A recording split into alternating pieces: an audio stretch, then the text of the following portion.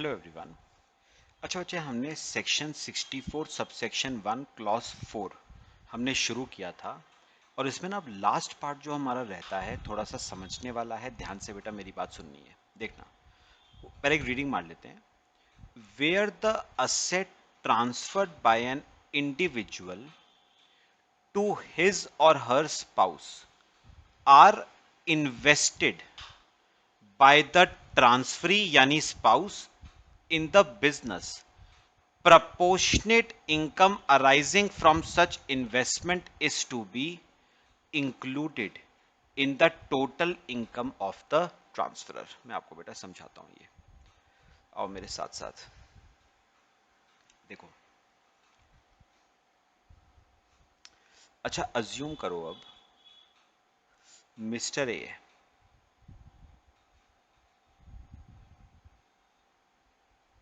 और बेटा Mrs A. ध्यान से देखना। पता अब क्या हुआ, सुनो। अब क्या हुआ, मिस्टर ए ने ना मिसेस ए को गिफ्ट दिया। और पता है गिफ्ट किस फॉर्म में दिया? कैश के फॉर्म में। ध्यान से सुनो।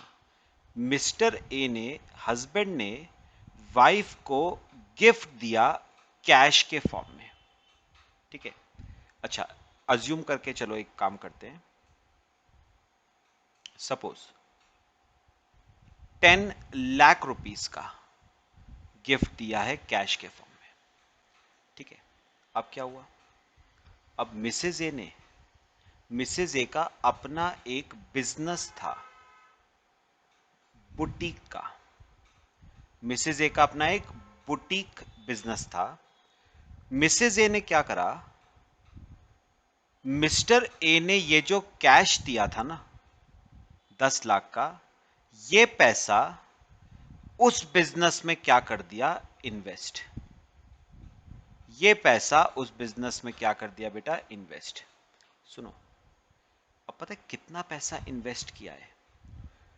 पता है मिसेज ए का ना खुद का कुछ पैसा था 5 लाख रुपए, और जो गिफ्ट मिस्टर ए ने दिया 10 लाख रुपए का, यानी टोटल 15 लाख रुपए उसने इस बुटीक बिजनेस में इन्वेस्ट कर दिए। कितने रुपए? 15 लाख रुपए उसने इस बुटीक के बिजनेस में क्या कर दिए, इन्वेस्ट। अब बेटा हुआ क्या, इस बिजनेस से मिसेज ए ने कमाए प्रॉफिट्स। कितने रुपए के प्रॉफिट्स कमाए? से 4 या 6 लाख रुपीस के प्रॉफिट कमाए। प्रॉफिट कमाए कितने रुपए के बेटे? 6 लाख रुपीस के प्रॉफिट कमाए मिसेज ए ने इस बिजनेस से। बात समझ आई बेटा? कॉपी करो पहले यहां तक। तो मिसेज ए ने इस बिजनेस से बचे कितने के प्रॉफिट्स कमाए हैं? 6 लाख रुपीस के। अब पता है सेक्शन 64 सबसेक्शन 1 क्लॉज 4A पता है क्या कहता है कि ये जो प्रॉफिट्स मिसेज ए ने कमाए हैं ना, ये सारे के सारे प्रॉफिट्स मिसेज ए के हैंड्स में टैक्सेबल नहीं होंगे।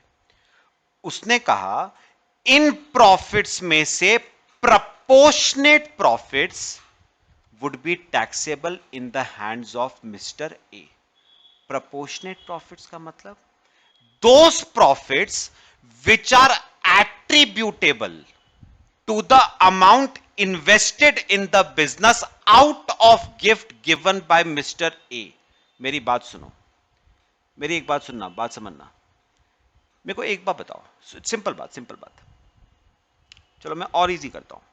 मुझे बताओ 15 लाख रुपए लगा के 6 लाख के प्रॉफिट्स कमाए, अगर मैं रिटर्न ऑन इन्वेस्टमेंट निकालूं तो कैसे निकालोगे? 6 लाख कमाए 15 लाख रुपए लगा के इंटू 100, मतलब रिटर्न ऑन इन्वेस्टमेंट 40% आता है। अब मुझे एक बात बताओ, ये जो 40% का रिटर्न आपने कमाया है, इसमें से out of gift given by mister A, मतलब मिस्टर ए ने जो पैसा दिया था उस पे कितना कमाया। मिस्टर ए ने 10 लाख दिया था, उस पे 40%। इसका मतलब मिस्टर ए के दिए हुए पैसे पे 4 लाख रुपए कमाए और खुद के पैसे पे कितना कमाया, ओन फंड्स। अच्छा, खुद के बिजनेस में कितने लगाए थे, 5 लाख, उस पे 40%। इसका मतलब 2 लाख रुपए उसने अपने पैसे पे कमाए। तो इसका मतलब ना, ये जो 6 लाख रुपए के प्रॉफिट्स कमाए गए हैं, इसमें से जो पैसा मिस्टर ए ने दिया था उस पैसे पे 4 लाख कमाए गए हैं और मिसेस ए के खुद के पैसे पे 2 लाख कमाए गए हैं। तो अब सेक्शन 64(1) ने क्या कहा कि जो प्रॉफिट्स आपने मिस्टर ए के पैसे पे कमाए हैं ना, उस पे बेटे क्लबिंग प्रोविजंस अप्लाई कर जाएंगे, क्योंकि वो प्रॉफिट्स आपने मिस्टर ए के पैसे पे कमाए हैं। क्लबिंग प्रोविजन अप्लाई कर जाएंगे। और याद रखना, ये 4 लाख के profits will be taxable in hands of mister A.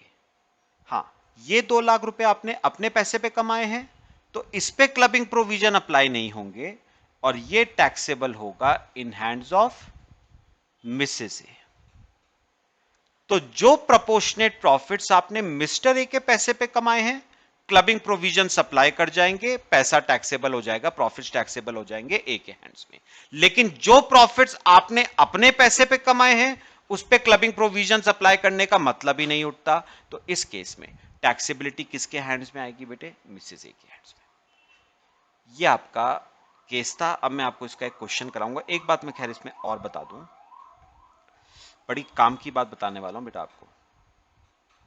बच्चे एक बात याद रखना, ये जो आपने कैलकुलेशन करी है ना, पूरी कैलकुलेशन जो करी है, ये कैलकुलेशन होगी as on the first day of previous year. ये बड़ी इंपॉर्टेंट बात है। ये कैलकुलेशन हर साल के शुरुआत में होगी, ना कि साल के बीच में या साल के एंड में। हर साल के शुरुआत में देखा जाएगा कि जो कैपिटल लगाई हुई है मिसेस ए ने, उसमें से मिस्टर ए का कितना है और मिसेस ए का कितना है। यह कब देखा जाएगा, साल के शुरुआत में, साल के पहले दिन। मतलब यह देखा जाएगा बच्चे 1 अप्रैल ऑफ रेलेवेंट प्रीवियस ईयर। बेटा मैं अभी आपको ना पूरा करके बताता हूं। यह कैलकुलेशन होगी साल के शुरुआत में। ठीक है, कॉपी करो इसे, फिर मैं आपको बेटे एक क्वेश्चन कराऊंगा इसका। हमारा सेक्शन 64(1) क्लॉज 4 खत्म हो जाएगा।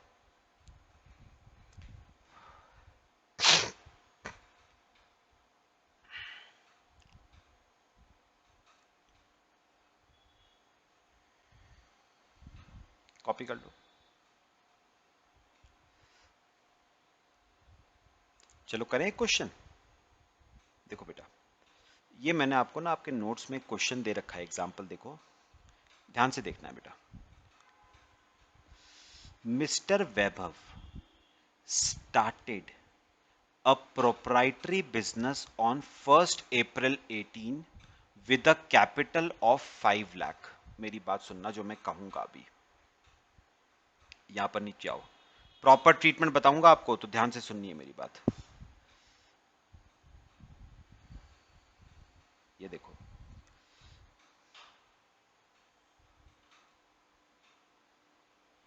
एग्जाम्पल, एक काम करो, वैभव का बेटा एक कैपिटल अकाउंट बनाओ।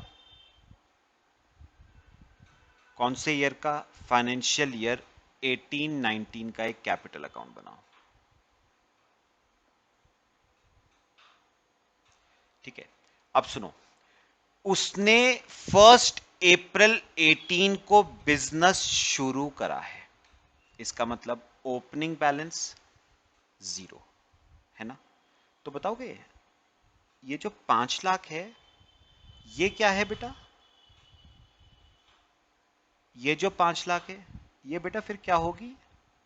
आप जब बिजनेस शुरू करते हो क्या करते हो? आप कैपिटल इंट्रोड्यूस करते हो ना, तो ये 5 लाख क्या हो जाएगी? आपकी कैपिटल इंट्रोड्यूस्ड। अच्छा, क्या एंट्री बनाएगा वैभव अपनी बुक्स में, फर्म की बुक्स में, कैपिटल इंट्रोड्यूस करने की? Cash account debit to Vaibhav's capital, तो बाय कैश 5 लाख। लो, हमने पहली चीज कर ली। अब आ जाओ आगे। ही इंकर्ड, देखना, he incurred loss of rupees 2 lakh during the year 18-19। अब सुनो, पता है हुआ क्या? उसने जो ये बिजनेस शुरू किया था ना 18-19 में, उसे हो गया 2 लाख रुपए का बेटे लॉस। अब मुझे बताओ लॉस की डबल एंट्री क्या होती है? लॉस पीएल में, पीएल में क्रेडिट होता है, लॉस है loss, net loss, net loss PL में किस साइड पे आएगा? क्रेडिट साइड पे आएगा ना नेट लॉस। तो कैपिटल अकाउंट में डेबिट साइड पे 2, नेट लॉस ब्रॉट डाउन। कितने रुपए का नेट लॉस? 2 लाख रुपए का बेटा हो गया उसे नेट लॉस। ठीक है, तो इसका मतलब उसकी कैपिटल का क्लोजिंग बैलेंस कितना बचा? बचे 3 लाख। ये 18-19 का ट्रीटमेंट हो गया। अब एक काम करो, अब वैभव का एक कैपिटल अकाउंट और बनाओ, वैभव कैपिटल अकाउंट। अब बनाना capital account for the financial year 1920। 1920 का बनाना।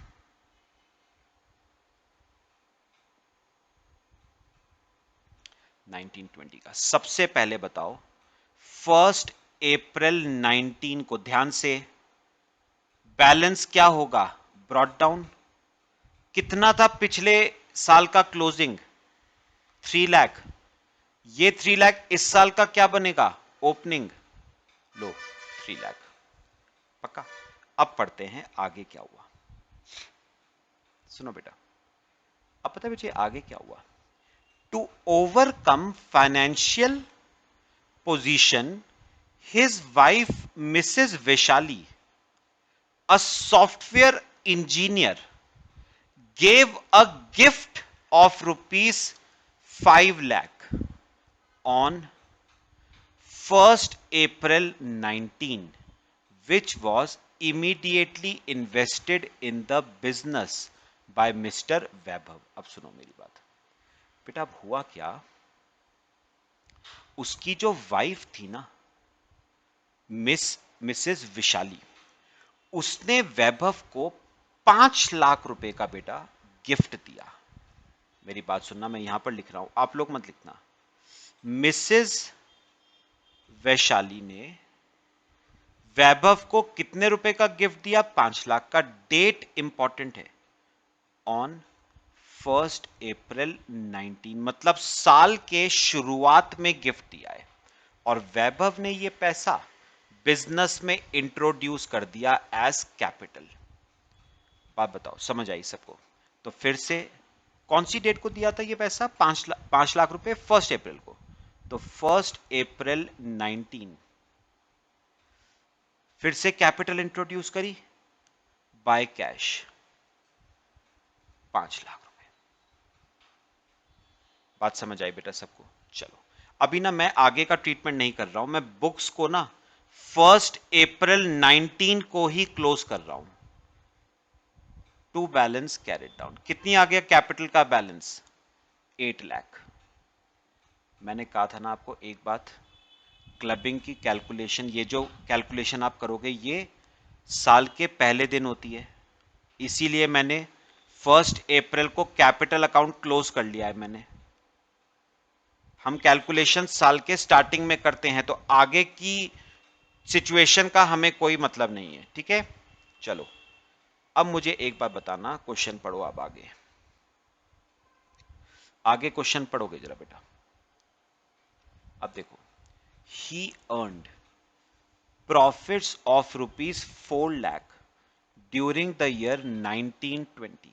बेटा अब हुआ क्या, मेरे को एक बार बताना। वैभव की बिजनेस में कितनी कैपिटल इन्वेस्टेड है? 8 लाख रुपए। 8 लाख रुपए कैपिटल लगा के उसने प्रॉफिट्स कमाए 4 लाख रुपए के। उसने बेचे क्या कमाए हैं? प्रॉफिट्स। तो 8 लाख रुपए की कैपिटल लगा के उसने 4 लाख रुपए के प्रॉफिट्स कमाए। मतलब अगर मैं रिटर्न ऑन इन्वेस्टमेंट निकालूं तो 50% का आ जाता है रिटर्न ऑन इन्वेस्टमेंट। बात समझ आई? कॉपी करो यहां तक। अब मुझे एक बात बताओगे, ये जो आपने 50% का रिटर्न ऑन इन्वेस्टमेंट कमाया है, बताओगे इसमें से, ये जो 4 लाख का प्रॉफिट आपने कमाया है, इसमें से प्रपोर्शनेट कुछ प्रॉफिट्स आपने उस पैसे पे भी तो कमाया है जो मिस वैशाली ने आपको दिए। तो मुझे बताओगे, profits earned on gift given by Mrs Vaishali, मुझे बताओगे 8 लाख रुपए लगा के 4 लाख रुपए कमाए, तो वैशाली ने कितने दिए थे? 5 लाख। 5 लाख पे 50% के हिसाब से इसका मतलब 2.5 लाख रुपए आपने उस पैसे पे कमाए हैं जो पैसा आपको मिस वैशाली ने दिया था। और याद रखना, जो प्रॉफिट्स आपने उस पैसे पे कमाए हैं जो पैसा मिस वैशाली ने दिया था, उस पे बेटा क्लबिंग प्रोविजन अप्लाई करेंगे और ये 2.5 लाख टैक्सेबल हो जाएगा in hands of Mrs Vaishali. हां, जो वैभव का पैसा था उसकी क्लबिंग नहीं होगी। तो वो मुझे बताओ, profit earned on own funds. मुझे बताओ कि 8 लाख में से उसका कितना था? 3 लाख। उस पे 50%, इसका मतलब 1.5 लाख का प्रॉफिट उसने अपने पैसे पे कमाया। तो 4 लाख के प्रॉफिट्स में से 1.5 लाख का प्रॉफिट अपने पैसे पे कमाया और 2.5 लाख का प्रॉफिट मिसेस वैशाली के पैसे पे कमाया। याद रखना, इस पैसे की क्लबिंग नहीं होगी, ये टैक्सेबल होगा इन हैंड्स ऑफ, बताओ, मिस्टर वैभव। ये वैभव के हैंड्स में ही टैक्सेबल होगा, इसकी क्लबिंग नहीं होगी बेटा। बस ये हो गया। तो 4 लाख के प्रॉफिट्स में से कितने की क्लबिंग हो जाएगी? 2.5 लाख के प्रॉफिट्स की बच्चे क्लबिंग हो जाएगी और 1.5 लाख का प्रॉफिट वैभव के हैंड्स में ही क्या होगा? टैक्सेबल। याद आपको बस पता है इसमें इतनी बात रखनी है कि जो कैपिटल आप लोगे ना, वो first day of relevant previous year को लेना। साल के बीच में, साल के एंड में नहीं, साल के पहले दिन। बस चलो कॉपी करो, एक पार्ट और है इस क्वेश्चन का, कॉपी कर लो।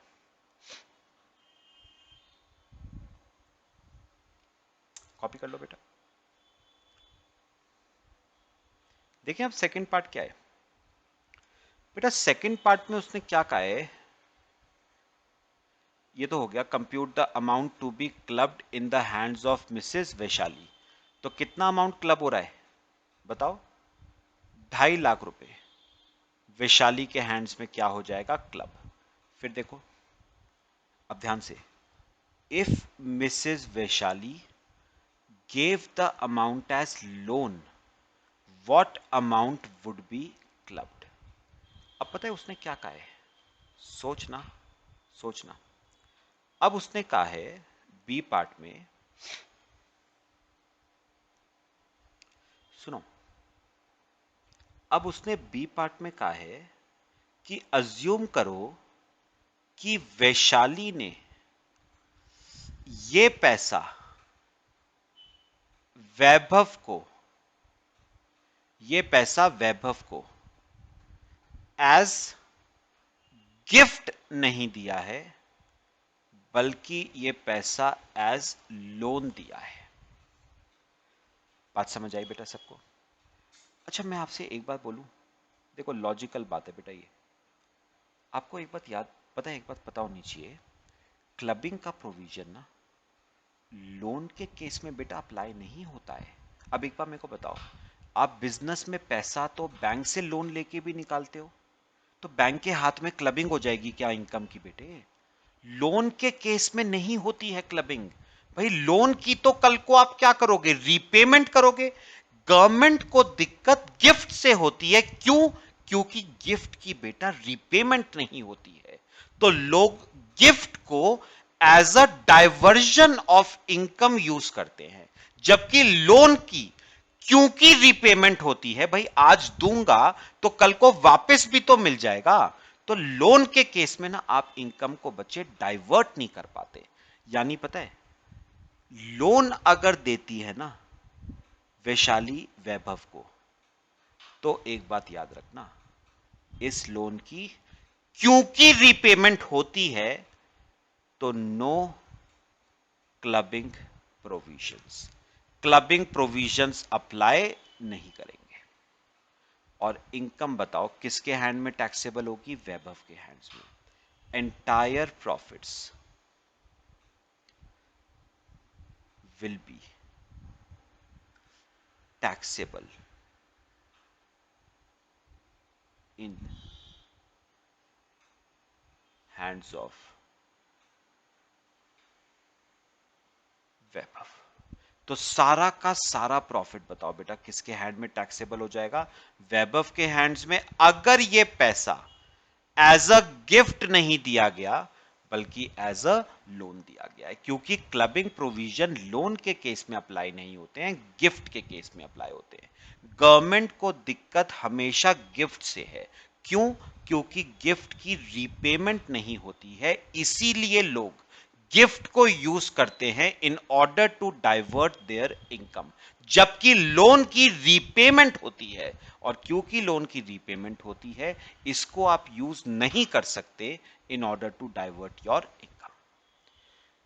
पक्का? कॉपी कर लो। चलो आपका सेक्शन 64 सबसेक्शन 1 क्लॉज 4 हमारा पूरा फिनिश हुआ बेटा। मेरे ख्याल से सबको क्लियर हुआ है, बहुत डिटेल में हमने डिस्कस किया ये वाला सेक्शन। ठीक है, कॉपी कर लो।